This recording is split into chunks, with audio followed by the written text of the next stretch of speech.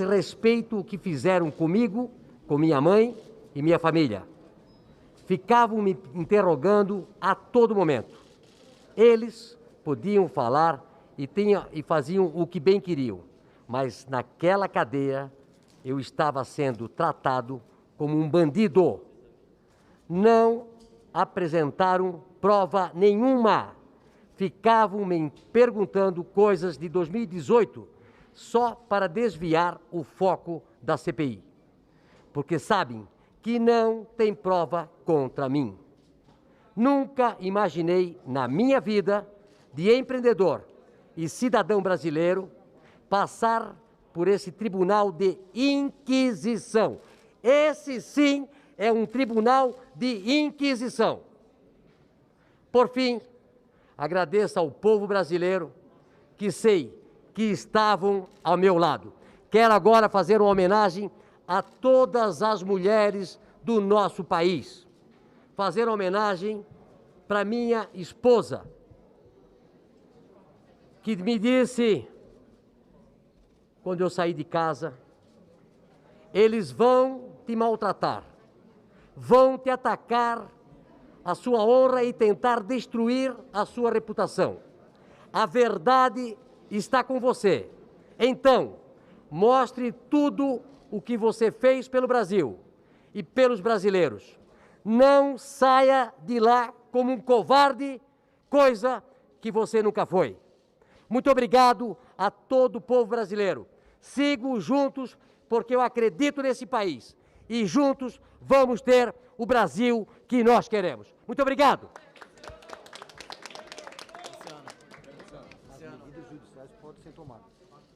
Alguma pergunta? Teve um intervalo da CPI que... Fale pertinho do microfone. É que o microfone está desligado. Ah, não, está funcionando. Luciano, a minha pergunta é que quando teve o intervalo da CPI com aquela crisezinha com o seu advogado, o circuito interno da CPI continuou gravando o senhor conversando com o senador Renan num clima amistoso. Eu queria entender o que foi conversado ali naquele momento. Muito legal. Eu tenho pregado que nós podemos ser concorrente de ideias, mas nós não temos que ser inimigos pessoais. Esse país é um país maravilhoso, de uma dimensão enorme, com uma população enorme. Nós temos que nos unir. Harmonia, bandeira branca, nós temos que pensar agora na economia. Vamos trabalhar. É isso que eu quero. Então, eu abracei todos os senadores, não importa do que partido. Aliás, eu praticamente não conheço nenhum daqueles senadores pessoalmente, mas eu fui lá, abracei, chamei. Esse é o meu espírito. É o espírito de união, de motivação, de ir para frente. Nós temos que parar de ficar olhando pelo retrovisor. Nós temos que olhar para frente e fazer desse país uma das melhores nações do mundo. É isso que eu acho. Luciano, Igor Damasceno, da Rede de Notícias Regional. Essa história de usar a morte da mãe do senhor foi uma comoção para tentar atacar ainda mais a imagem do presidente? Como que o senhor avalia isso? Olha, eu noto que eu sou muito atacado, né? Desde que a gente se posicionou politicamente, eu sou atacado praticamente diariamente e sempre com fake news. Nesse caso da minha mãe, usar o prontuário, usar a certidão, ficou uma coisa muito feia. Eu acho que para a CPI, nós não podemos aceitar que isso aconteça. Como vir à CPI esperar encontrar perguntas coerentes e só encontrar narrativas? Olha, nessa CPI, vocês viram, quem estava em casa viu, que eram tudo narrativas, mostravam as coisas, e eu queria tempo para poder explicar cada coisa. E no final, quando cada senador pegou o microfone, começaram a dizer que tudo aquilo que eu falei ao contrário, eu tinha aprovado. Ou seja, não tem verdade nenhuma. Na realidade, são narrativas que, segundo alguns senadores, é a tônica dessa CPI.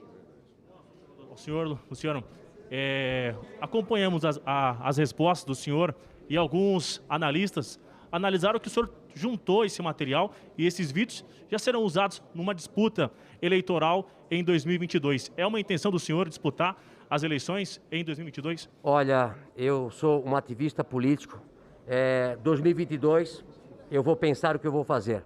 Mas eu acho que boas pessoas, empreendedores, empresários, precisam aprender que nós não vamos mudar esse Brasil sentado no sofá da nossa casa. Nós precisamos ajudar mudando as leis, reduzindo o Estado, a burocracia, fazendo com que esse país cresça, gerando emprego, é o que falta no nosso país. Então, eu vou pensar até o último dia, não sei quando é que vai isso, vai ser março, abril, né? E fica em aberto a minha possibilidade na vida pública.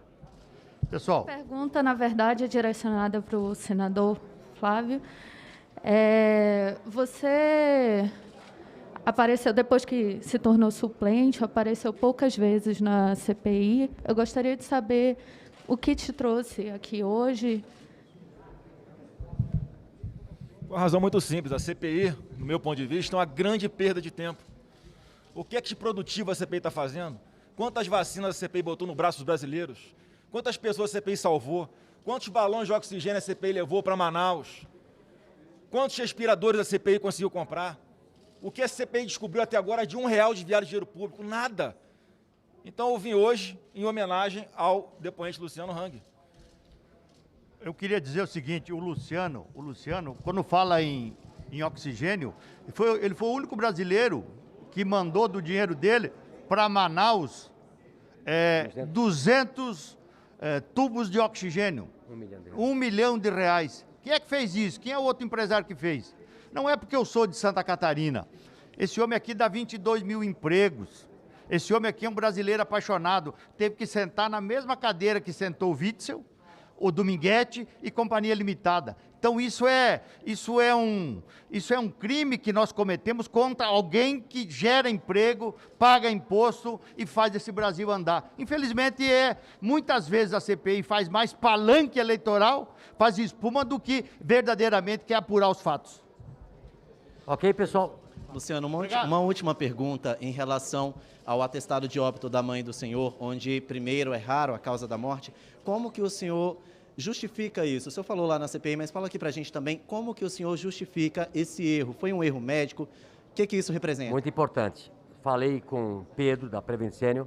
Segundo ele, o plantonista que fez o atestado de óbito colocou várias doenças e não colocou pós-Covid. No dia seguinte, ou no mesmo dia, uma comissão que olha novamente os atestados, viu o erro e colocou. Então, para o governo federal, foi colocado certo. Entrou com Covid e saiu com Covid. Então, o importante, até para vocês jornalistas, para não cair em fake news, eu acho importante sempre checar as informações, né? O que eu vejo muitas vezes, se tem um dossiê, se tem um atestado e não vão procurar a realidade dos fatos. E isso aconteceu na semana passada comigo, né?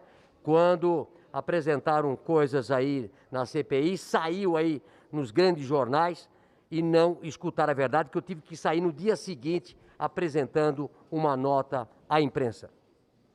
Muito bem, vamos lá. Ok, pessoal? Um abraço, muito obrigado, hein? Um abraço, obrigado.